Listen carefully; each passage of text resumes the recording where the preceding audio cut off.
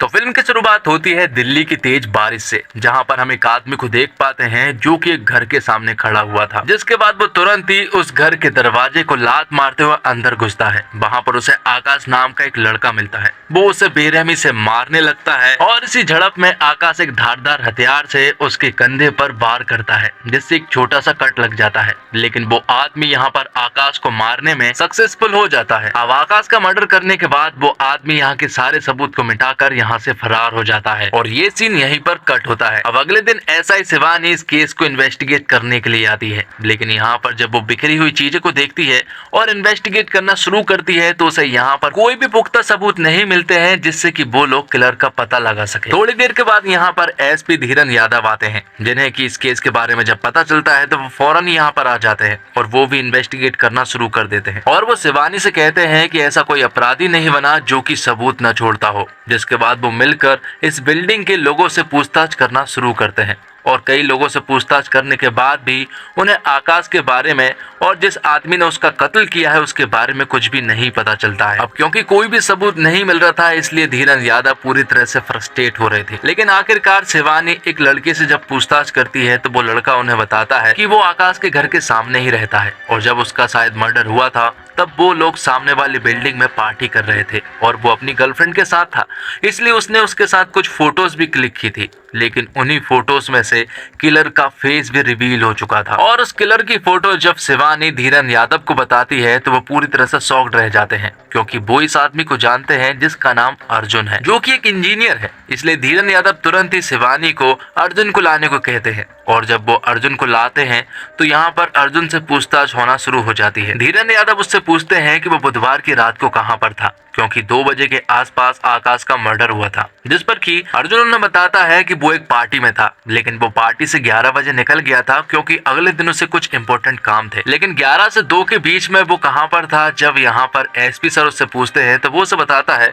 कि उसकी गाड़ी खराब हो गई थी। लेकिन जब वो लोग उससे आकाश के बारे में पूछते हैं तो वो उनसे कहते हैं कि वो इस आदमी को नहीं जानता है। लेकिन जब वो उसे उसकी फोटो बताते हैं तो वो भी पूरी तरह से हैरान रह जाता है। लेकिन तब भी अर्जुन यही बात कहे जा रहा था कि वो इस आदमी को नहीं जानता है। तब पुलिस वाले यहाँ पर अर्जुन को मारना शुरू कर देते हैं और उसे उगलवाने लगते हैं सच्चाई। लेकिन अर्जुन तब भी कुछ भी नहीं बोलता है और जब अर्जुन की पिटाई चल रही होती है तभी एक कांस्टेबल एसपी सर के पास आता है और वो उनसे कहता है कि एक ड्रिंक एंड ड्राइव का केस आया है और वो हमसे काफी बदतमीजी भी कर रहा है। जिसके बाद एसपी सर और शिवानी जब उसे देखने के लिए जाते हैं तो वो पूरी तरह से हैरान रह जाते हैं, क्योंकि यहाँ पर जो शख्स यहाँ पर आया है वो हूबहू अर्जुन की तरह दिखता है। उसका नाम सूरज है और ये सीन अब यहीं पर कट होता है। जिसके बाद कहानी 3 महीने पीछे शिफ्ट होती है, जहाँ पर कि हम अर्जुन को देखते हैं जो कि एक इंजीनियर है और काफी ज्यादा टैलेंटेड भी है। और यहाँ पर अर्जुन को अपने ही ऑफिस की जानवी नाम की लड़की को देखते ही प्यार हो जाता है। वो उसे फॉलो करना शुरू करता है। जानवी हर रोज लिफ्ट से ऑफिस जाती है और अर्जुन भी उसका पीछा करते करते उसी लिफ्ट से ऑफिस जाता है। दोनों के बीच में बातें होती है तो अर्जुन उसे कॉफी के लिए पूछ लेता है। लेकिन यहाँ पर जानवी अर्जुन से कहती है कि पहले वो अपना सवाल सही करके आए। अर्जुन काफी दिनों तक सोचता है कि आखिर उसने क्या गलत पूछ लिया और काफी दिनों के बाद उसे समझ आता है कि उसे कॉफी के लिए नहीं बल्कि चाय के लिए पूछना था। और जब वो उसे चाय के लिए पूछता है तो वो भी हाँ कर देती है। अब अगले सीन में हम सूरज को देखते हैं। दरअसल सूरज एक कॉन टाइप का आदमी है जो कि किसी को भी बेवकूफ बनाने में एक्सपर्ट है और उसे गैम्बलिंग खेलने का भी बहुत ज्यादा शौक है। तो यहाँ पर सूरज अपने दोस्त चड्डी के साथ एक आदमी के पास डील करने के लिए जाता है। दरअसल सूरज ने एक एटीएम मशीन को उखाड़ लाया था और वो यहाँ पर उस आदमी से 25 लाख की डील करने लगता है, लेकिन वो एटीएम मशीन खुल नहीं रही थी। इसलिए सूरज उनसे कहता है कि वो मैकेनिक को बुला ले। तो यहाँ पर कुछ पैसों का हेर फेर होता है और वो उस आदमी से 2 लाख ले लेता है। तब यहाँ पर सूरज उन 2 लाख को लेकर रफू चक्कर हो जाता है और उस एटीएम मशीन में नकली नोट भरे हुए थे। मतलब वो एटीएम मशीन भी उस आदमी के कोई भी काम की नहीं थी। लेकिन कुछ दिनों के बाद वो आदमी इन दोनों को फिर से पकड़ लेता है। वो यहाँ पर चड्डी को उल्टा लटका देता है और वो यहाँ पर सूरज से कहता है कि अगर वो उसे 25 लाख रुपए नहीं देगा तो वो चड्डी को मार डालेगा। हालांकि वो यहाँ पर चड्डी और सूरज को छोड़ देता है और 1 हफ्ते के अंदर 25 लाख रुपए जुगाड़ करने को कहता है। यहाँ दूसरी तरफ जानवी और अर्जुन काफी सारा टाइम स्पेंड करने लगे थे और फिर दोनों एक दूसरे से प्यार भी करने लगे थे। जिसके बाद जानवी 3 दिनों के लिए मुंबई जाने वाली थी अपनी माँ से मिलने के लिए, लेकिन उनसे जाने से पहले ही यहाँ पर अर्जुन उसे प्रपोज कर देता है शादी के लिए और जानवी भी हाँ कर देती है। यहाँ दूसरी तरफ सूरज को किसी भी हालत में 25 लाख रुपए का जुगाड़ करना था, क्योंकि अगर वो ऐसा नहीं करेगा तो वो लोग चड्डी को मार देंगे। इसलिए वो लोग गैम्बलिंग खेलने के लिए निकलते हैं, क्योंकि सूरज को गैम्बलिंग के अलावा कुछ भी नहीं आता है और 25 लाख रुपए उसी से कमाए जा सकते हैं। पर सूरज के पास जो पैसे थे वो उन्हें भी गैम्बलिंग में खो देता है। और जैसे ही वो लोग बाहर से निकलते हैं तो बाहर से निकलते ही यहाँ पर सूरज के दोस्त चड्डी को कुछ लोग किडनैप कर लेते हैं और ये वही लोग हैं जिन्हें सूरज को 25 लाख रुपए देने हैं, क्योंकि उन्हें मालूम चल गया था कि सूरज के पास जो पैसे हैं वो भी उन्हें हार चुका है और अब उसके पास कोई भी सोर्स नहीं है। पर अभी भी उसके पास 2 दिन है और 2 दिन में वो किसी भी हालत में पैसे का जुगाड़ करके जरूर रहेगा। यहाँ दूसरी तरफ जान भी मुंबई जा चुकी थी अपने माँ के यहाँ पर, और यहाँ पर अर्जुन अपनी ऑफिस की एक पार्टी में था, लेकिन कल उसे एक इम्पोर्टेंट काम था, इसलिए वो पार्टी से जल्दी निकल जाता है। लेकिन हम यहाँ पर साफ साफ देख पाते हैं कि अर्जुन किसी टेंशन में भी था और इसी रात सूरज या फिर अर्जुन ने आकाश का मर्डर किया था और उसके घर से 25 लाख रुपए की चोरी भी हुई थी। जिसके बाद सीन प्रेजेंट में आ जाता है, जहां पर कि धीरन यादव अपने कुछ पुलिस ऑफिसरों से कहता है कि ये दोनों जेल में है, इन दोनों को इस बारे में पता नहीं चलनी चाहिए। जिसके बाद सूरज से पूछताछ होती है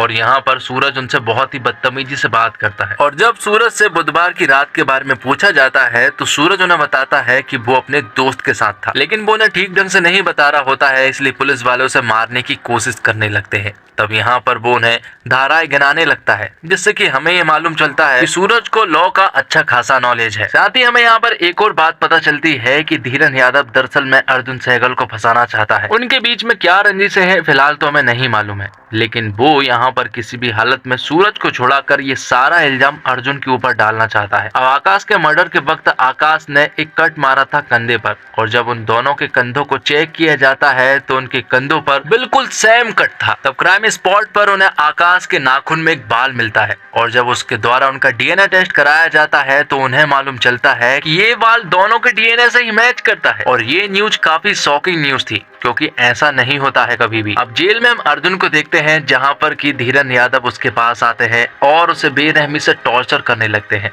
यहाँ पर शिवानी को समझ नहीं आ रहा था कि आखिर धीरन यादव अर्जुन को इतनी बुरी तरह से क्यों मार रहे हैं। जिसके बाद एक कांस्टेबल शिवानी मैडम को एसीपी सर की रंजिश के बारे में बताता है। वो उन्हें बताता है कि 8 साल पहले एसीपी की बेटी एक लड़के के साथ भाग गई थी और उन्हें भगाने में जिस आदमी ने उनकी मदद की थी वो कोई और नहीं बल्कि अर्जुन था। और ये बात जब एसीपी सर को मालूम पड़ी तो उन्होंने अपना पूरा गुस्सा अर्जुन के ऊपर निकाला, क्योंकि उनकी बेटी और दामाद तो भाग चुके थे और वो कहां पर थे उन्हें नहीं मालूम था। जिसके बाद उन्होंने अर्जुन को झूठे केस में फंसाने की भी कोशिश की और उसके ऊपर आरोप लगाए गए कि मेरी बेटी और एक लड़के को इसने किडनैप किया है। लेकिन इस प्रॉब्लम से भी अर्जुन आसानी से निकल गया, क्योंकि कोर्ट में एसीपी सर की बेटी ने ही अर्जुन के पक्ष में बयान दे दिया था, जिससे कि अर्जुन आसानी से बच गया था। आगे हम देखते हैं कि अर्जुन वॉशरूम जाने के बहाने से जेल से भागने की कोशिश करने लगता है, लेकिन यहाँ पर बीच में सूरज टांग अड़ाकर अर्जुन को गिरा देता है। और जब यहाँ पर अर्जुन और सूरज एक दूसरे को देखते हैं तो यहाँ पर वो बिना टाइम वेस्ट किए हुए एक दूसरे के ऊपर टूट पड़ते हैं और उनके बीच में एक जबरदस्त फाइट होती है। जिसके बाद उन दोनों से पूछताछ की जाती है, जिसमें कि अर्जुन और सूरज दोनों ही पुलिस वालों को बताते हैं कि वो दोनों भाई हैं, लेकिन सिर्फ नाम के भाई हैं, क्योंकि उनके बीच में ऐसा कोई रिश्ता नहीं है। वो तो एक दूसरे को मारना चाहते हैं। जिसके बाद वो लोग बचपन की स्टोरी को सुनाना शुरू करते हैं, जिसमें कि उनके मम्मी पापा दोनों ही वेल एजुकेटेड थे, पर उसके पिता सिर्फ अर्जुन से प्यार करते थे और उसकी माँ दोनों को ही। इसी वजह से उनके बीच में रंजिशें होती थी और धीरे धीरे करके उनकी माँ ने अपने दुख को कम करने के लिए गैम्बलिंग का सहारा लिया और नशे में गैम्बलिंग में उसने बहुत सारे पैसे भी हार गई थी। जिसके बाद उनके पिता ने उनकी माँ को डिवोर्स दे दिया और अपने बच्चों की कस्टडी भी अपने पास रख ली। लेकिन ये सदमा उनकी माँ बर्दाश्त नहीं कर पाई और एक रात उन्होंने जहर खा के खुद की जान ले ली। और तब से ही दोनों भाई एक दूसरे को मारने की कोशिश करते रहते हैं। उन दोनों के बीच में बिल्कुल भी नहीं पड़ती है, क्योंकि एक इंजीनियर है तो दूसरा लॉयर। जिसके बाद वो फिर से इन्वेस्टिगेट करना शुरू करते हैं, क्योंकि आकाश के घर से 25 लाख रुपए भी गायब हुए थे और उसका पूरा शक सूरज के ऊपर गया था, क्योंकि अपने दोस्त चड्डी को बचाने के लिए उसने ऐसा किया होगा। लेकिन सूरज ने तो ये सारा पैसा गैम्बलिंग में जीता था और उसके पास सबूत भी था। और धीरन यादव भी खुश थे क्योंकि उन्हें तो अर्जुन को फंसाना था। और फिर कुछ दिनों के बाद जब दोनों को कोर्ट ले जाया जाता है तो वहाँ पर हमें पता चलता है कि अर्जुन ने भी वो 25 लाख रुपए नहीं निकाले हैं, उसके पास तो पहले से ही थे। और वो ये 25 लाख उन्होंने दरअसल में एसीपी की बेटी को उसने दिए हैं। अब क्योंकि पुलिस के पास कोई भी सबूत नहीं थे इसलिए कोर्ट उन दोनों को ही छोड़ देती है, क्योंकि कोर्ट का एक रूल है कि वो 100 अपराधी को छोड़ सकते हैं लेकिन एक बेगुनाह को सजा नहीं दे सकते। और फिल्म के आखिर में कुछ बातें रिवील होती है, जैसे कि अर्जुन की गर्लफ्रेंड जानवी किसी और को पसंद करने लगी थी। वो उसके घर चली गई थी जहाँ पर कि उस आदमी ने जानवी को ड्रग्स देकर उसका फायदा उठाया, जो कि अर्जुन को सरासर गलत लगा। और वो आदमी कोई और नहीं बल्कि आकाश था। तो यहाँ पर अर्जुन आकाश के घर गया और उसे बेरहमी से मार दिया। तो अर्जुन अब फंसने वाला था पूरी तरह से, इसलिए यहाँ पर सूरज ने अर्जुन का साथ दिया, क्योंकि हमेशा से ही बचपन से ही वो दोनों एक दूसरे से भले ही कितनी भी नफरत क्यों ना करते हो, लेकिन जब भी एक दूसरे के ऊपर कोई भी प्रॉब्लम आती है तो वो हमेशा एक दूसरे का साथ जरूर देते हैं। तो दोस्तों, निर्देशक वर्धन केतकर कहानी को दिलचस्प अंदाज में शुरू करते हैं और हम शक्लों की कहानी को पैरेलल ढंग से आगे बढ़ाते हैं, मगर उन किरदारों को विस्तार देने के चक्कर में कहानी कहीं बहक जाती है। फर्स्ट हाफ में उलझन इतनी ज्यादा बढ़ जाती है कि दर्शक खुद को लॉस्ट महसूस करने लगते हैं। फिल्म को फॉर्मूला की तरह ट्रीट करने की कोशिश की गई है और यह नैरेटिव के लिए नुकसानदेह साबित होता है। सेकंड हाफ में कहानी टर्न और ट्विस्ट से अपनी रफ्तार तो पकड़ती है, मगर क्लाइमैक्स तक आप समझ चुके होते हैं कि अंत में क्या होगा। फिल्म में किरदारों के मैनरिज्म को उनकी बैक स्टोरी से जोड़ा गया है, मगर इमोशनल पक्ष के कमजोर होने के कारण कैरेक्टर अपना कनेक्ट नहीं बना पाते। एंड क्रेडिट से ये बात भी उजागर होती है कि ये फिल्म सच्ची घटना से प्रेरित है, मगर कई सवाल के जवाब नहीं मिलते। और फर्स्ट हाफ में एडिटिंग चुस्त की जा सकती थी, मगर एक्शन के मामले में फिल्म दमदार है। स्क्रीन प्ले कमजोर है और गीत संगीत की बात करें तो कई संगीतकारों की मौजूदगी के बावजूद गाने फिल्म को मजबूती नहीं दे पाते हैं। हेमंत चतुर्वेदी की सिनेमेटोग्राफी में फिल्माए गए रात के सीन देखने लायक बन पड़ते हैं। बैकग्राउंड म्यूजिक औसत है और गुमराह में आदित्य रॉय कपूर को अपने करियर का सबसे ज्यादा स्क्रीन स्पेस मिला है। जाहिर सी बात है कि डबल रोल में है तो उन्हें अपने एक रोल को दूसरे से अलग करने की पूरी कोशिश की है। वे पर्दे पर काफी हैंडसम लगे हैं और एक्शन दृश्यों में भी उन्होंने काफी अच्छा काम किया है, मगर जब बात आती है डेप्थ वाले इमोशनल दृश्यों की तो लगता है उन्हें और मेहनत करनी चाहिए थी। मृणाल ठाकुर ने पुलिस वाली की भूमिका के साथ न्याय किया है और अभी 4 साल पहले रिलीज हुई तमिल फिल्म थड़म के रीमेक के रूप में बनी फिल्म गुमराह हिंदी सिनेमा के गुमराह होने का एक और नमूना है। अरुण विजय की बेहतरीन अदाकारी वाली फिल्म थड़म के रीमेक में आदित्य रॉय कपूर डबल रोल कर रहे हैं। दोनों किरदार का क्राइम कनेक्शन रोचक है, लेकिन दोनों किरदारों का हिंदी रीमेक में चरित्र चित्रण जुबली जय खन्ना के संवाद के तर्ज पर कहे तो बहुत फिल्मी है। फिल्म में काम करने का पहला सबक यही है कि इसमें एक ऐसी दुनिया रचनी होती है जो हो तो काल्पनिक लेकिन लगे असली सी। फिल्म का पूरा जादू इसी पर करिश्मे पर आधारित है। अभिनय से लेकर माहौल का जरा सा भी नकलीपन दृश्यों को इन दिनों बर्दाश्त नहीं होता। पिछली कई साउथ फिल्म की रीमेक मसलन कबीर सिंह जर्सी के साथ ऐसा हुआ है। मूल फिल्म के निर्देशकों ने ही हिंदी फिल्म का भी निर्देशन किया था, हालांकि गुमराह के साथ ऐसा नहीं है। मूल फिल्म का लेखक मगीज थिरुमैनी ने किया था, जबकि गुमराह को वर्धन केतकर ने निर्देशित किया है। और क्राइम सीन को फिल्म की शुरुआत में रखने का वर्धन का आइडिया अच्छा है, लेकिन आगे फिल्म कमजोर स्क्रीन प्ले उसे कोई दिशा नहीं देती है।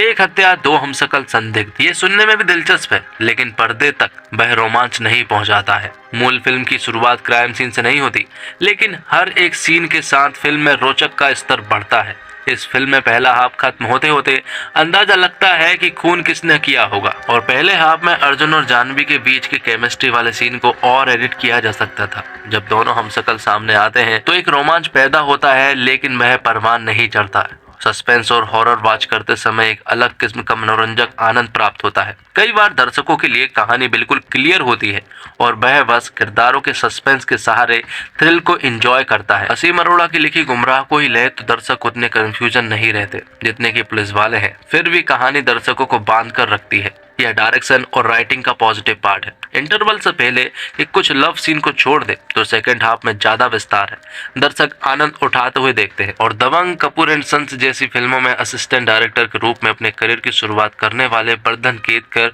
गुमराह से डायरेक्शन डेब्यू करने जा रहे हैं। और थ्रिलर मूवी की रीमेक हमेशा से डायरेक्टर्स के लिए रिस्क भरा रहा है। दृश्यम जैसे एक्सेप्शन को छोड़ दे तो नेशनल अवार्ड जीत चुकी हेलन की रीमेक बनी मिली को दर्शक ने शायद इसी वजह से नकार दिया था। खैर, वर्धन की इस कॉफी फेस्ट फिल्म को सिल्वर स्क्रीन पर देखने के दौरान आप कई लूप हॉल्स स्पॉट करते हैं। खासकर फर्स्ट हाफ स्टोरी में ठहराव नहीं दिखता, जिस वजह से दर्शक डिस्कनेक्ट महसूस करने लगते हैं। फिल्म इतनी स्लो पेस में आगे बढ़ती है कि बार बार फोन का टाइम देख इंटरवल का इंतजार करते। इंटरेस्टिंग कहानी होने के बावजूद फिल्म का पहला हिस्सा बोरिंग है। फिल्म देखते वक्त ये एहसास होता है कि इसमें एडिटिंग की सख्त जरूरत है। वहीं दूसरे हाफ में कई ट्विस्ट एंड टर्न्स आते हैं और फिल्म आगे बढ़ती है, लेकिन क्लाइमैक्स आते आते आपकी कहानी प्रेडिक्टेबल हो जाती है। इसमें सबसे बड़ा कारण कमजोर स्क्रीन प्ले का है, जिसकी वजह से एक दमदार कहानी का पोटेंशियल रखने के बावजूद फिल्म औसत में सिमट कर रह जाती है। और जब फिल्म का स्क्रीन प्ले ही कमजोर हो तो फिल्म मजबूत टेक्निकल पक्ष भी कुछ खास इम्पैक्ट नहीं डाल पाता। फिल्म का बैकग्राउंड म्यूजिक ठीक ठाक रहा है, गानों का भी कुछ खास कमाल नहीं दिखता है, उल्टा फिल्म के पेस में वो खलल डालते ही नजर आते हैं। तो दोस्तों, इसी के साथ ये एक्सप्लेनेशन यहीं पर खत्म होता है। तो उम्मीद करता हूँ दोस्तों आपको ये वीडियो पसंद आई होगी। वीडियो पसंद आई हो तो वीडियो को लाइक जरूर कीजिएगा और इसी तरह की वीडियोस पाने के लिए आप हमारे चैनल को सब्सक्राइब भी कीजिएगा, ताकि आपको इसी तरह के लेटेस्ट और फ्रेश कंटेंट मिलते रहे।